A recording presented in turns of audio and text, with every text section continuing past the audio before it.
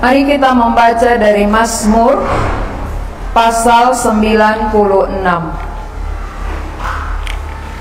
Mazmur pasal 95 ayat 6 sampai 7. Mazmur 95 ayat 6 dan 7. Saya akan bacakan untuk kita.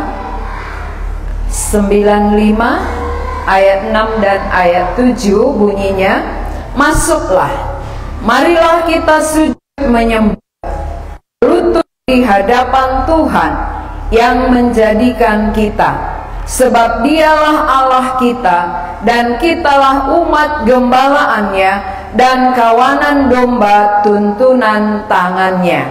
Tema khotbah kita hari ini pengertian ibadah. Mengapa orang Kristen beribadah di hari Minggu?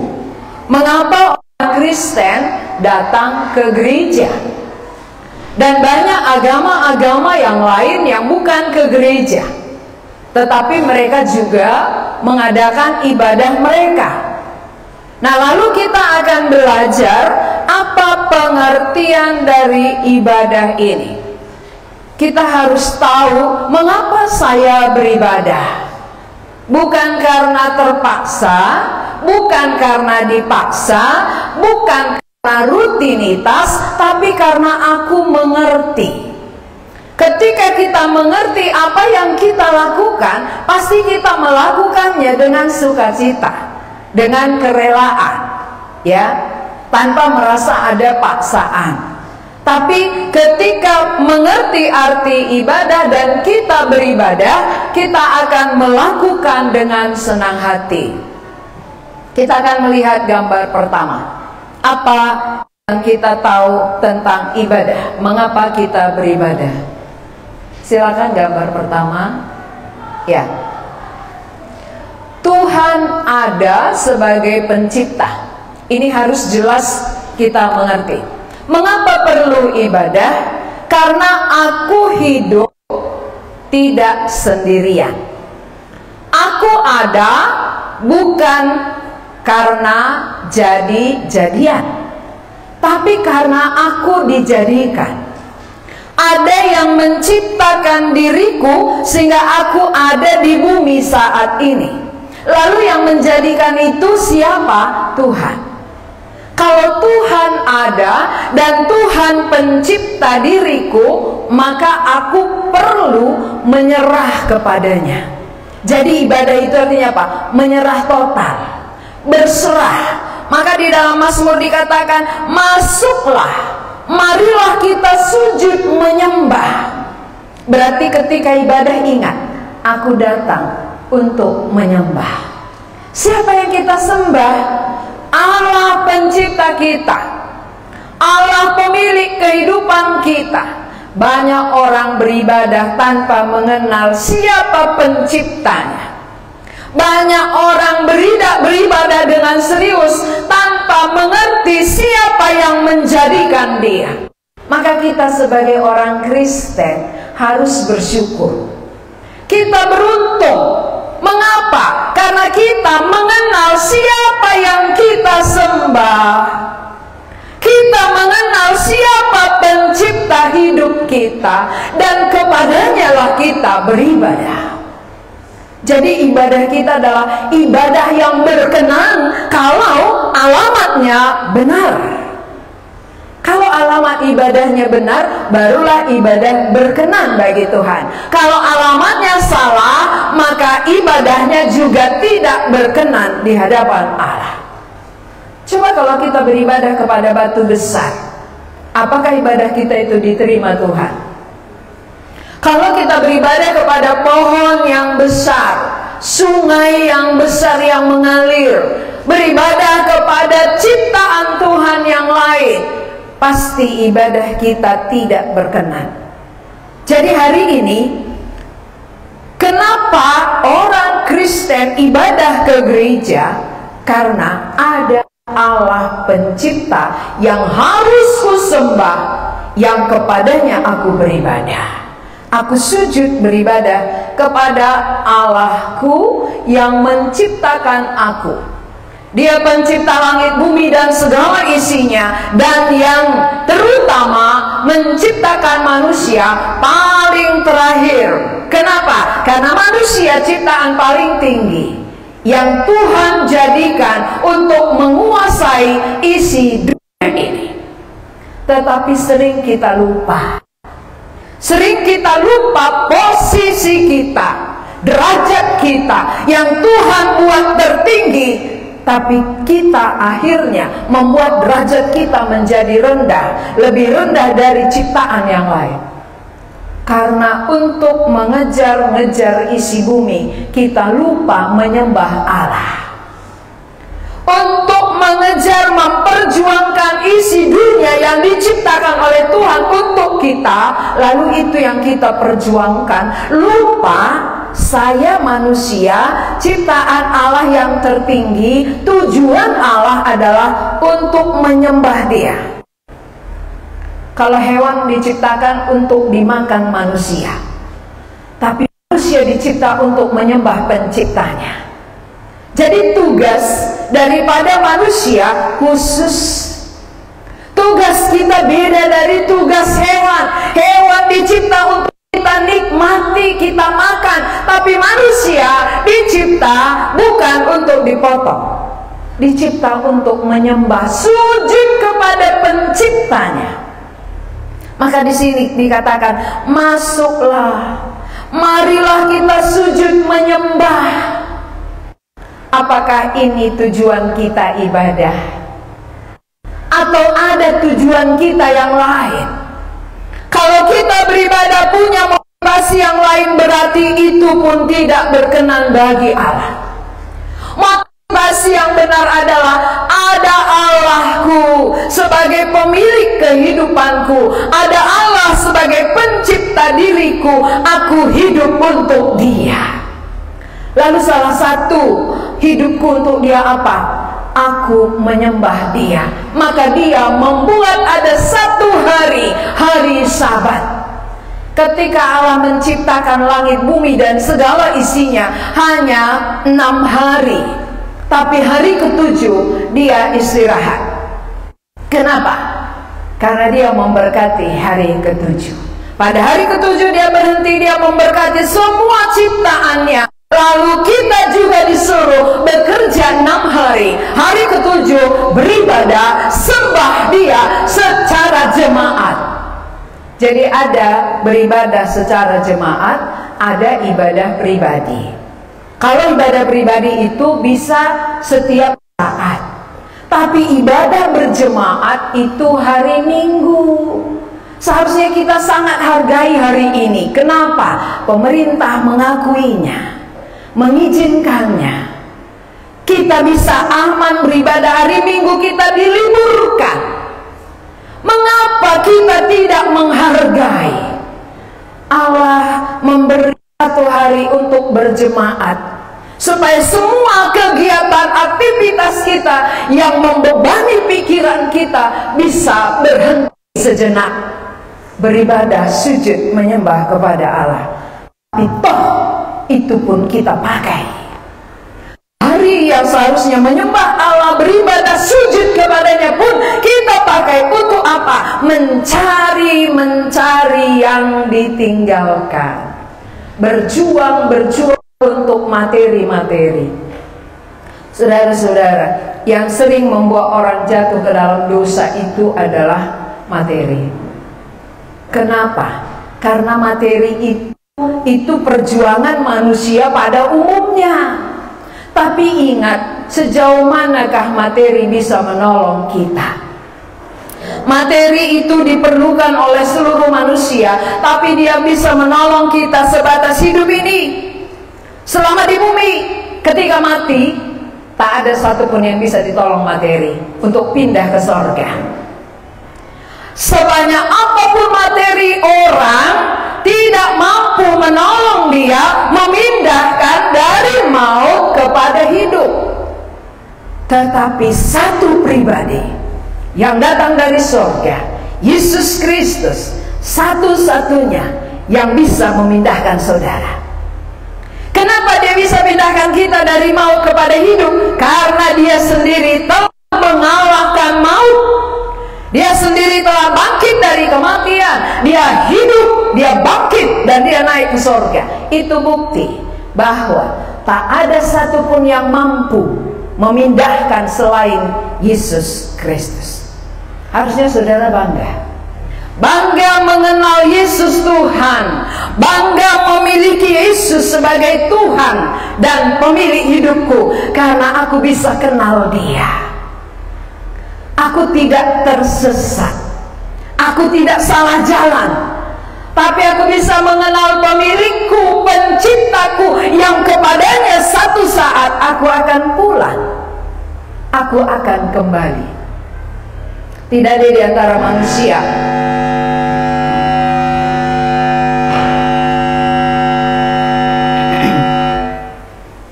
tidak ada seorang manusia pun yang akan bisa mempertahankan hidupnya di bumi ini. Sekaya apapun dia, ketika Tuhan katakan mari, dia akan pulang. Dan dia tidak bisa bertahan. Tunggu Tuhan, belum habis uangku, ku pakai dulu, jalan-jalan dulu, shopping dulu. Tidak bisa. Ketika Tuhan katakan pulang, semua harus pulang menghadap pencipta. Jadi semua manusia kan menunggu giliran, menunggu giliran dipanggil, menunggu giliran pulang. Lalu sebelum pulanglah kita beribadah, karena nanti di sorga pekerjaan kita hanya ibadah, hanya menyembah Tuhan, gak ada yang lain. Jadi di bumi ini kita belajar supaya nanti di sana kita udah terbiasa ibadah. Iya, di sini kita belajar bagaimana menyembah Allah. Karena di surga pekerjaan manusia tinggal menyembah saja, tak perlu lagi masak, nyuci piring, sekolah, PR, skripsi, ya, cari kerja, jualan, nggak perlu semua itu.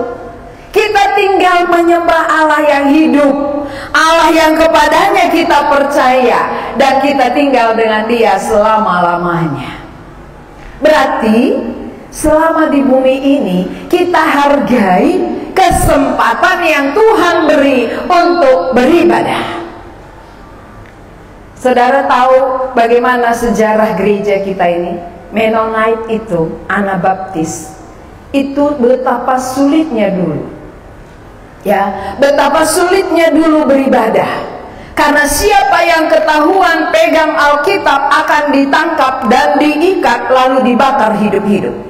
Itu sejarahnya. Jadi semua orang Anabaptis ini pejuang iman yang luar biasa. Kenapa? Tidak takut mati. Mengapa mereka tidak takut mati? Karena mereka tahu ada kehidupan. Walaupun tubuh dibakar, jiwa nggak bisa dibakar. Tubuh mati, jiwa nggak akan pernah mati. Itu iman mereka. Sehingga semakin mereka dilarang, semakin mereka berkembang. Kenapa di depan umum diikat kayak digantung lalu dibakar? Supaya yang lain ketakutan. Itu maksudnya. Ternyata bukan. Maka ada ditulis di situ, semakin dibakar semakin merambat. Sama kayak daun-daunnya, semakin dipotong, turun hujan, semakin lebat dia. Tumbuh tunas-tunas muda. Semakin dihambat, semakin berkembang karena ada kehidupan. Kalau bunga plastik ini, kalau dipotong ya mati, gak ada kehidupan. Tapi kalau ada kehidupan di dalamnya, semakin dipotong, semakin tumbuh tunasnya. Orang beriman pun demikian. Walaupun dipersulit, walaupun diperhambat, karena mereka punya keyakinan, bukan di sini tempatku, ini persinggahanku. Ada tempatku yang kekal di sorga. Walaupun mereka membunuh tubuhku, tapi jiwaku akan hidup selamanya. Mereka tidak takut. Itu latar belakang. Jadi di dalam logo kita Di sini nggak ada ya. Logo kita itu, logo GKMI ada ikan. Ikan itu artinya iktus. Itu lambang pengikut Kristus.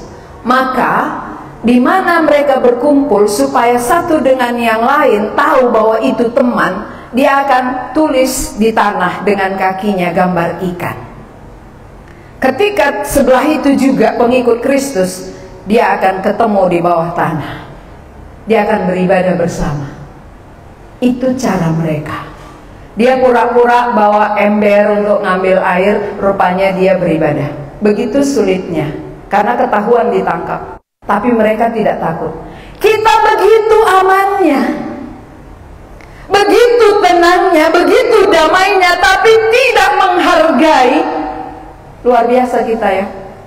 Karena kita nggak pernah tahu betapa sulitnya beribadah. Mereka betapa sulit beribadah tapi berjuang. Kita yang terlalu gampang beribadah tidak menghargai. Maka waktu di Yerusalem, saudara-saudara kita atau rasul-rasul sudah merasa nyaman berkumpul bersama di situ. Aman, enak, akhirnya Pak, dibuatlah terjadi kesusahan sehingga mereka harus pergi. Mereka harus pergi dari Yerusalem, terpencar ke beberapa daerah. Tujuannya apa? Supaya semua pergi memberitakan Injil. Jadi tidak mencari kenyamanan diri sendiri, tapi dibuat terjadi di situ sesuatu supaya mereka pergi. Akhirnya ada yang pergi ke Samaria, pergi ke sini, pergi, barulah Injil sampai. Jadi tujuan kita hidup ini untuk apa sebenarnya? Tujuan kita beriman ini untuk apa? Tujuan kita berkumpul, beribadah ini untuk apa? Bukankah untuk Injil boleh berkembang? Supaya semua orang tahu ada penciptanya. Ada Allah yang menciptakan dia sebagai pemiliknya, yang kepadanya semua orang harus sujud beribadah. Jadi setiap kali kita datang beribadah, ingat, ngapain aku beribadah? Apa tujuanku? Untuk apa? Untuk melihat teman? Untuk bertemu orang lain? Nah, tujuan ibadah yang pertama di dalam ayat 6 tadi apa katanya? Mari kita baca bersama-sama. Mazmur 95 ayat 6. 2, 3 ya. Masuklah, marilah kita sujud menyembah, berlutut di hadapan Tuhan yang menjadikan kita. Jadi tujuan ibadah ngapain? Sujud menyembah. Menyembah siapa? Berlutut kepada siapa? Jadi bukan kepada manusia. Bukan. Mengapa kita sering sekali tidak datang ibadah karena orang? Berarti pengertian kita ibadah nggak jelas. Terganggu dengan orang, aku tidak hadir. Berarti aku datang bukan beribadah, bukan menyembah, bukan berlutut kepada Tuhan. Kan gitu ya?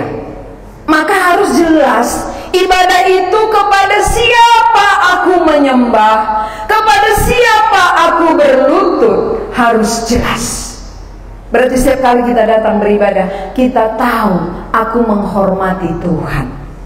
Aku datang dan sujud menyembah penciptaku. Jadi kalau kita menyembah pencipta kita, dia pun menyembah penciptanya, maka terjadi ibadah bersama. Ibadah secara jemaat namanya. Berkumpul bersama, bersama-sama menghadap Tuhan, bersama-sama sujud kepadanya dan mendengarkan suaranya, mendengar firman-Nya. Inilah tujuan kita ibadah. Jadi kalau kita beribadah lalu ada terganggu sedikit dengan teman kita, apakah cocok itu membuat kita tidak hadir? Apakah cocok membuat alasan untuk tidak beribadah? Nggak berani menjawab karena sudah pernah melakukan gitu ya. Ya aku pernah itu loh, gara-gara si anu terganggu aku, akhirnya aku nggak datang ibadah. Bukan, kita beribadah menghadap hadirat Tuhan, bukan dengan orang. Jadi kalau menghadap hadirat Tuhan, menghormati Tuhan, sujud kepada Tuhan, tidak ada alasan untuk tidak ibadah. Kalau dia tidak ibadah berarti tidak mengerti Allah penciptanya. Berarti dia tidak mengakui ada Allah. Itu dia. Siapa yang tidak beribadah berarti tidak mengakui ada. Oh, rupanya udah maju ya. Ini, siapa yang tidak beribadah berarti dia tidak mengakui ada Allah yang menciptakan dia. Ada di antara kita tidak ibadah beberapa hari, beberapa minggu, beberapa bulan? Ada. Berarti kita tidak mengakui adanya Allah yang harus kusembah, yang kepadanya aku harus sujud. Kalau enggak, bisa rupanya kita bernapas tanpa dia, bisa rupanya kita bekerja tanpa dia, bisa rupanya kita dapat uang tanpa dia. Tanpa Allah manusia tidak dapat berbuat apa-apa. Jadi tidak ada alasan kita untuk tidak beribadah. Jadi hargai ibadah. Ibadah itu harus kita hargai karena ini berhadapan dengan Tuhan sendiri. Ibadah yang formal yang biasa kita lakukan adalah secara jemaat. Manusia mengakui Allah dengan ibadah bersama di gereja. Ini formal namanya. Secara ibadah bersama. Ya, secara ibadah kejemaatan seminggu dalam satu kali dalam seminggu itu bersama. Sekali seminggu pun ada absen. Luar biasa ya. Padahal kita makan 3 kali sehari nggak pernah absen. Padahal nggak ada yang paksa, nggak ada yang suruh. Tapi kita makan 3 kali sehari. Kalau tidak ada makanan kita cari-cari. Tapi firman Tuhan sekali seminggu kita nggak lapar. Kan nggak lapar maka nggak dicari. Seharusnya kita ingat mengapa tubuhku membutuhkan makanan, karena lewat makanan tubuhku bisa hidup. Berarti jiwaku juga butuh makanan. Makanan rohaninya adalah firman Tuhan. Maka orang yang tidak makan rohaninya, kering rohaninya. Benar ya? Pernah mengalami? Nggak pernah, ya. Nggak pernah kering, semua seger ya. Ya, yang hadir ini semua seger-seger rohaninya karena makan terus ya.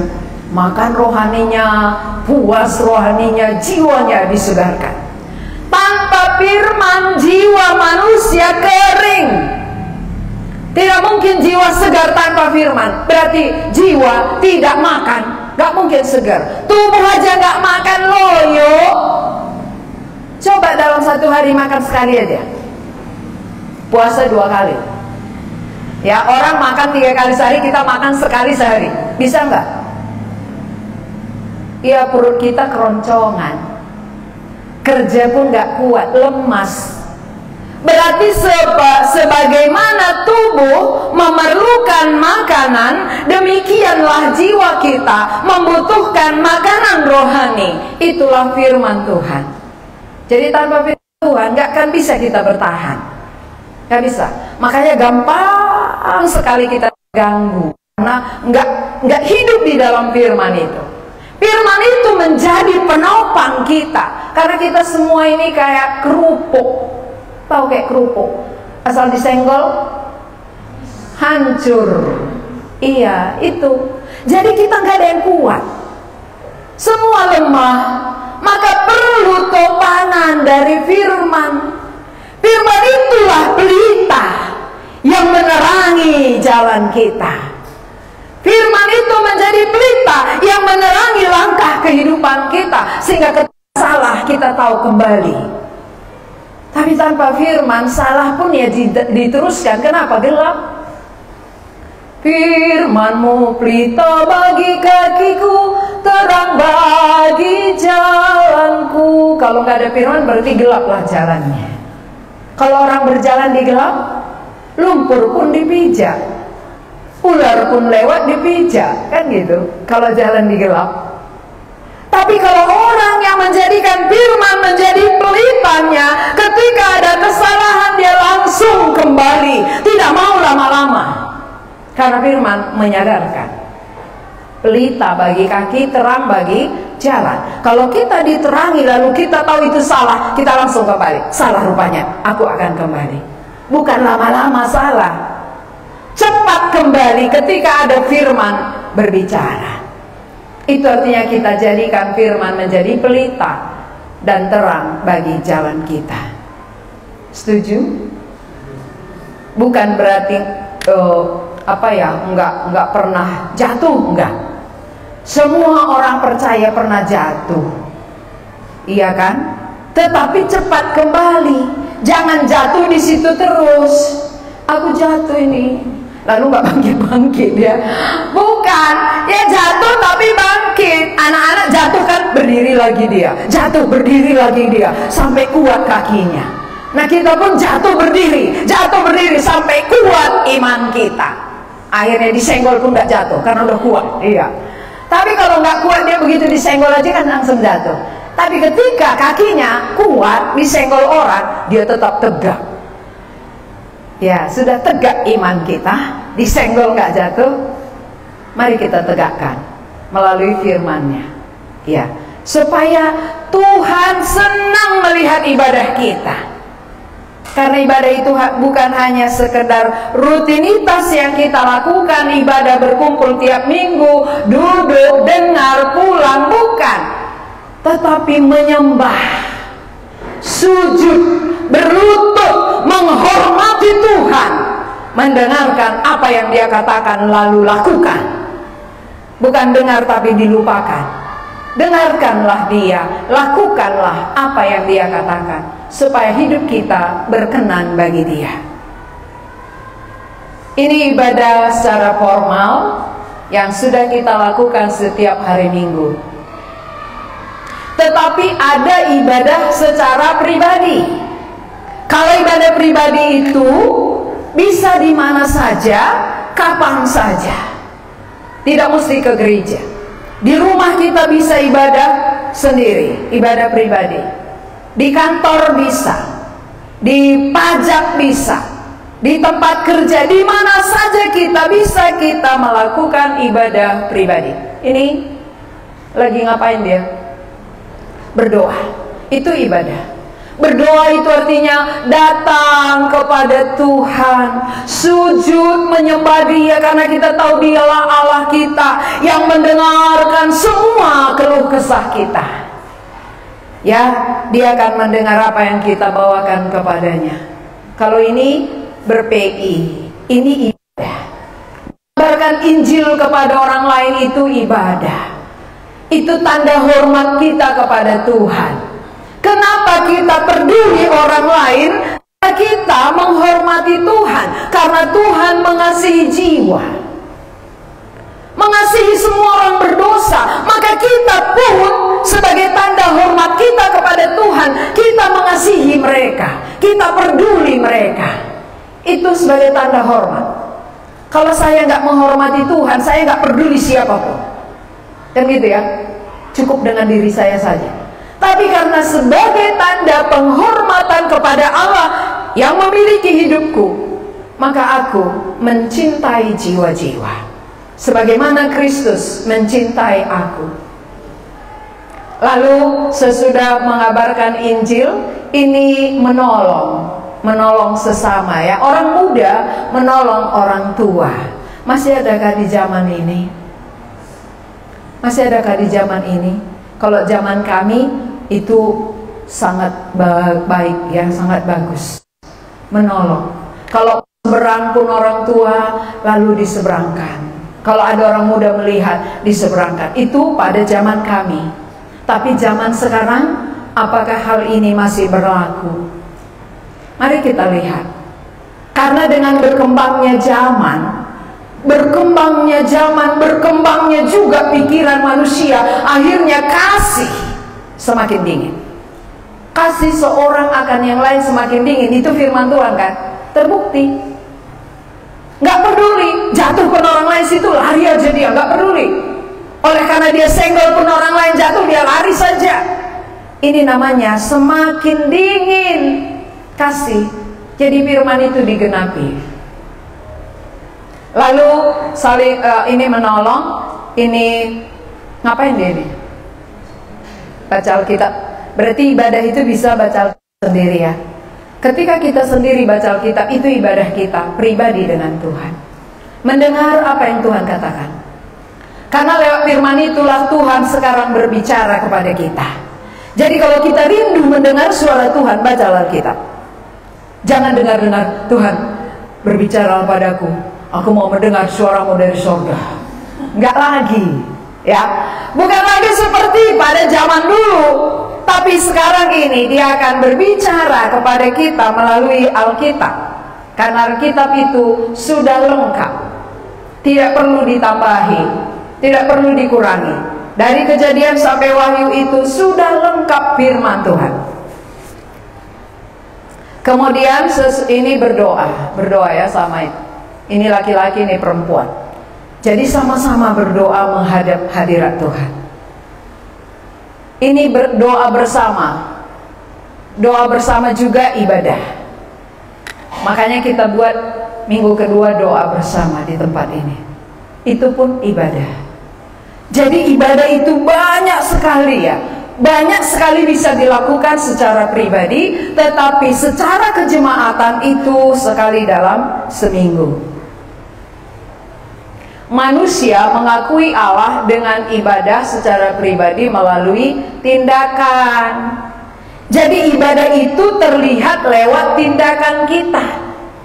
Kalau kita katakan aku orang yang beribadah tapi nggak pernah berdoa, kan nggak nyata tindakannya. Aku orang yang beribadah tapi nggak pernah baca Alkitab, nggak nyata. Aku orang beribadah nggak pernah menolong orang lain, nggak nyata. Maka orang yang beribadah itu nyata ibadahnya dari tindakannya sehari-hari. Di situ terlihat bahwa dia adalah orang yang beribadah kepada Allah, orang yang menghormati Tuhan. Orang yang mengakui Allah di dalam hidupnya, maka dia ibadah kepada Tuhan. Kami pernah makan di rumah makan. Ada orang makan langsung. Begitu datang makanan dia langsung makan. Itu tandanya apa? Itu orang yang bagaimana? Datang makanan langsung makan. Itu orang yang bagaimana? Orang lapar. Orang kelaparan katanya. Yang lain, dia tidak mengucap syukur, berarti dia tidak mengakui ada Allah.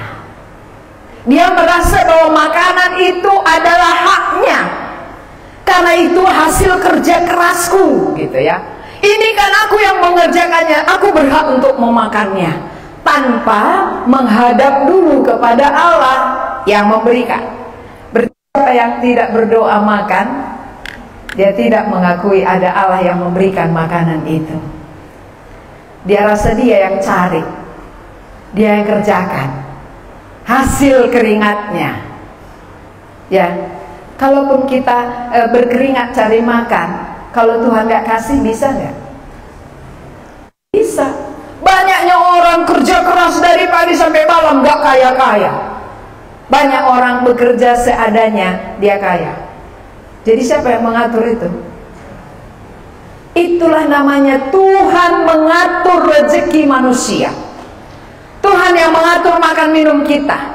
Jadi kenapa kita makan berdoa? Mengakui ini pemberian Tuhan. Jadi aku harus mengucap syukur. Enak atau tidak enak mengucap syukur. Bukan karena potong ayam baru panjang doanya. Kalau ikan asin, amin. Ikan asin aja pun ngapain panjang-panjang gitu ya. Padahal semua ikan asin pun kalau diberkati kan jadi daging dia. Diberkati jadi berkat dalam tubuh kita, menjadi kesehatan. Kalaupun kita makan ayam tiap hari jadi penyakit kalau nggak diberkati. Ya, banyak orang karena makan enak jadi sakit gula, diabetes, ya kan? Akhirnya dipantangkan, nggak boleh lagi, lebih sakit, ya kan? Banyak orang makan daging sakit jantung, ya naik tensi, akhirnya dipantangkan. ada pun nggak bisa dimakan. Jadi bukan hasil karya manusia. Semua itu sudah diaturkan Tuhan. Maka semua manusia dengan pekerjaan apapun makan semuanya. Semua makan ya. Ya, dari mulai tertinggi sampai terendah tukang paret, semua makan. Tidak ada yang tidak, karena Tuhan yang mengaturkan. Jadi ibadah itu artinya apa? Menghargai, menghormati, mengakui Allah ada. Jadi kalau Allah ada, aku hidup tidak sendiri. Aku hidup bersama Allah. Aku hidup untuk Allah.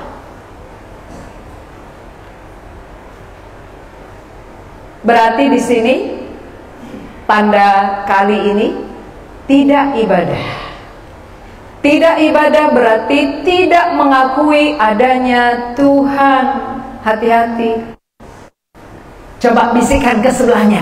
Tidak ibadah berarti tidak mengakui Tuhan, gitu ya. Coba. Siapa yang tidak ibadah berarti tidak mengakui Tuhan. Kan gitu. Aku Tuhan.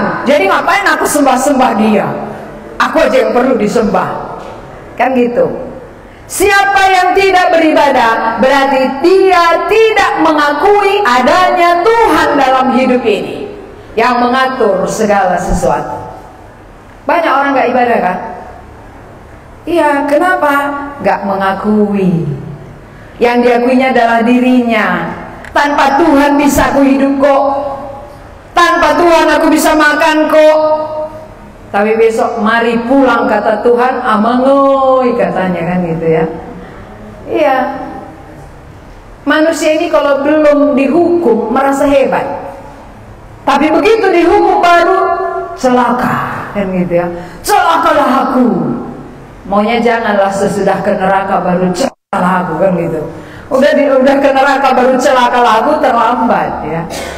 Tuhan akan katakan, terlambat sudah kau bertobat anakku, kan gitu ya. Jadi jangan sampai terlambat. Kita kembali kepada pencipta kita. Bertobatlah sebelum terlambat. Kalau bisa selamat, ngapain mesti binasa? Ya kan? Diberi Tuhan kesempatan, kenapa nggak dipakai? Tuhan mau mengampuni, kenapa dibawa-bawa? Tuhan mau selamatkan, kenapa harus dihukum? Pakailah waktu, kesempatan yang masih Tuhan anugerahkan. Kesempatan ini adalah anugerah, pakailah, jangan sia-siakan.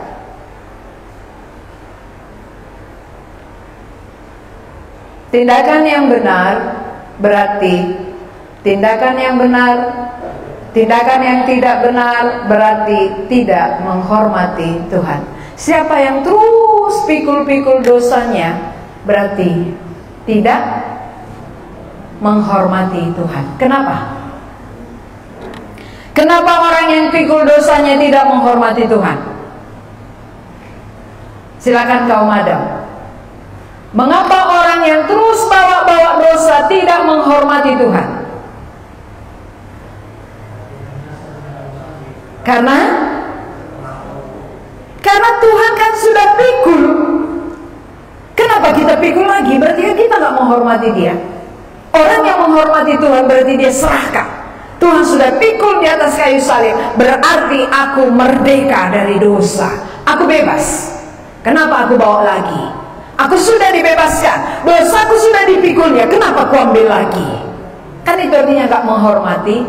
Orang yang menghormati Tuhan merdeka dari dosa, bebas dari dosa, tidak lagi diperbudak dosa, tidak lagi mau mengambil dosa di dalam hidupnya, tapi dia benar-benar serahkan kepada Tuhan. Itu hormat. Orang yang menghormati Tuhan tidak mau lagi membuat hidupnya bercelah.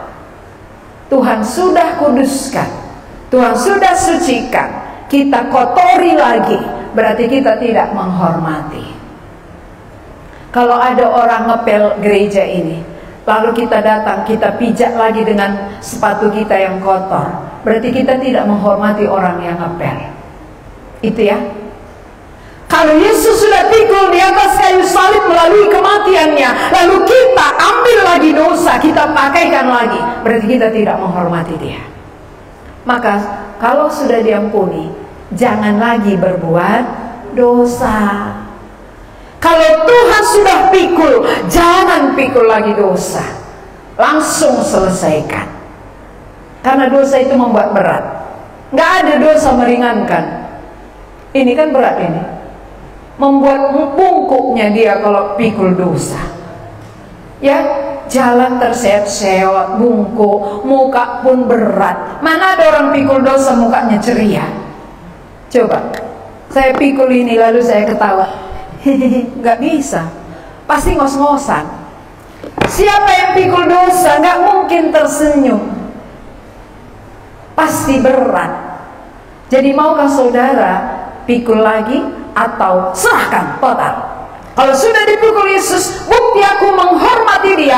Aku tidak mau lagi tercela, tidak mau lagi pikul, tapi aku akan serahkan kepada dia. Dia yang sudah pikul.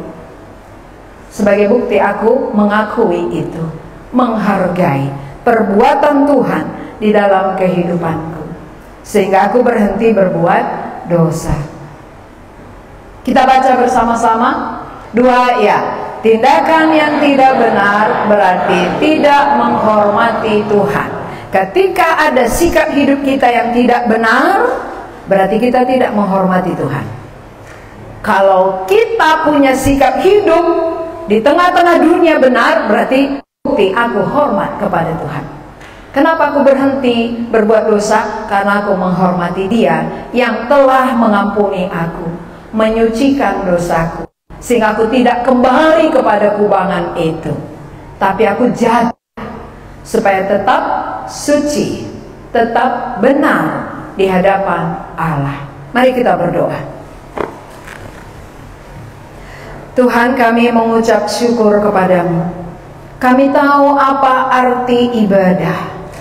Ibadah itu adalah mengakui adanya Tuhan sebagai pencipta kami, pemilik kehidupan kami, sehingga kepadamu yang seharusnya kami sujud dan berlutut sebagai bentuk penghormatan kami kepada Tuhan. Kami beribadah secara jemaat. Kami lakukan 1 kali dalam 1 minggu, meninggalkan segala aktivitas kami, kegiatan kami, karena Engkau sendiri pun ketika mencipta bumi dan isinya sudah melakukan hal yang sama, dan Engkau memberikan contoh teladan bagi kami untuk kami ikuti di dalam kehidupan kekristenan kami. Kami bangga mengenal Engkau, kami bangga percaya kepadamu, sehingga kami mau menghormati Engkau Allah kami dengan sikap hidup kami, melalui tindakan kami yang benar. Ketika tindakan kami benar, kami mengakui Engkau ada di dalam hidup kami. Ketika tindakan kami salah, berarti kami kurang menghargai Tuhan di dalam hidup kami. Tuhan, sadarkanlah kami, supaya tiap-tiap orang yang sudah mengaku percaya tidak membawa dan tidak memikul dosa lagi yang tidak berkenan di hadapan-Mu, karena Engkau sudah selesaikan di atas kayu salib. Supaya hidup kami tetap terpelihara hidup dalam kebenaran-Mu. Kami berdoa untuk saudara-saudara kami yang sampai saat ini belum mengakui dan belum menyelesaikan dosa mereka ke hadapan-Mu. Biarlah Roh-Mu yang kudus menyadarkan bahwa tujuan Tuhan mati di atas kayu salib untuk menyelesaikan dosa mereka, agar mereka benar-benar merdeka, terlepas dari dosa, dan dapat hidup dengan benar di hadapan Tuhan. Terima kasih Tuhan untuk firman-Mu. Berkatilah hati kami supaya dengan lembut menerimanya. Dalam nama Tuhan Yesus kami berdoa. Amin.